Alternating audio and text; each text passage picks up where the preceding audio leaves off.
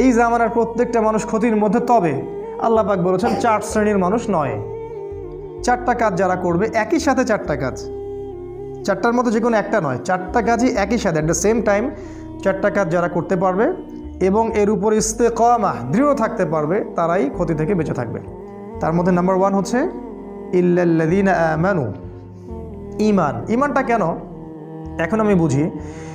এই ওয়ার্ল্ডটাকে রিড করতে হলে, এই বিশ্বে আসলেই কি হচ্ছে এটা বুঝতে হলে আপনার ভিতর থেকে একটা নলেজ দরকার, ইন্টারনাল একটা লাইট দরকার।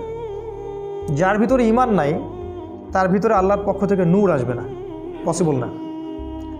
যার ভিতরে, হৃদয়ের ভিতরে ঈমান নাই, আল্লাহর পক্ষ থেকে লাইট বা নূর আসবে না। আর আল্লাহর পক্ষ থেকে কলবের মধ্যে নূর না আসলে সে ভিতর থেকে দেখতে পারবে না আসলে কি হচ্ছে। যেমন আমাদের মেয়েদের কথা বলা হচ্ছে মিডিয়ায়, মেয়েরা অনেক এগিয়ে যাচ্ছে, প্রোগ্রেস, প্রগতি, সমান তালে চলছে, সম অধিকার, অগ্রগতি, তাই না? কিন্তু কোরআন, সুন্নাহ এবং আখিরুজ্জামান স্টাডি করলে আমরা দেখছি যে মেয়েরা এগিয়ে যাচ্ছে ঠিকই, কিন্তু জাহান্নামের দিকে। এই যে চিন্তার জগতের বিশাল একটা পরিবর্তন, এক শ্রেণীর মানুষের কাছে এটা প্রোগ্রেস, আর আমি বলছি এটা জাহান্নামের রাস্তা। বিশাল একটা পার্থক্য না?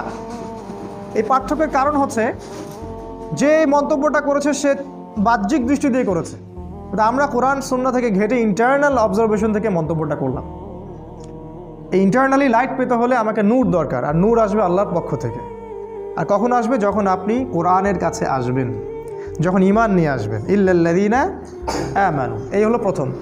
আর হাদিসে আছে, হাদিসে জিবরিলের মধ্যে ঈমানের 6টা পিলার, তো অনেকেই জানি না। ঈমানের 6টা পিলার হচ্ছে 1 নাম্বার আমানতু বিল্লাহ, আল্লাহর প্রতি বিশ্বাস করা, তার ফেরেশতাগণের প্রতি বিশ্বাস করা, তার আসমানি কিতাবগুলোর প্রতি বিশ্বাস করা, রসুলগণের প্রতি বিশ্বাস করা, পরকালের প্রতি বিশ্বাস করা এবং তাকদিরের ভালো মন্দের প্রতি বিশ্বাস করা। এই 6টা পিলারকে বিশ্বাস করার নাম ঈমান।